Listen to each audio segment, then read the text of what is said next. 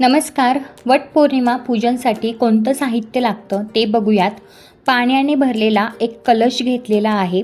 त्यासोबत तुपाची किंवा तेलाची निरंजन, हळद, कुंकू आणि अक्षदा ह्याचा करंडा, खारीक, सुपारी, बदाम, हिरव्या बांगड्या, टिकली आणि काळे मणी याचं पॉकेट घेतलेलं आहे.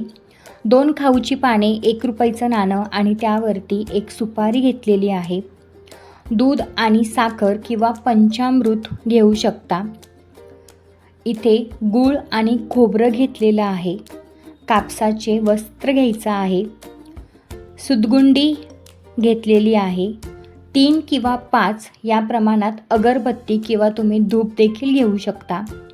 1 माचीसची काडी, 1 वाटी गहू घेतलेले आहेत कारण ओटी भरावी लागते. 1 आंबा घ्यायचा आणि त्याला 5 वेळेस पांढरा दोरा गुंडळलेला आहे. अशा पद्धतीने 1 नवीन ब्लाऊज पीसचं कापड घ्यायचं आणि फुले घेतलेली आहेत. तर अशा पद्धतीने आपण वटपौर्णिमा पूजनची थाली बनवू शकतो. तर हा व्हिडिओ आवडला असेल तर नक्कीच लाईक करा, तुमच्या मैत्रिणींना नक्कीच शेअर करा आणि चॅनलवरती नवीन असाल तर नक्कीच सबस्क्राईब करा.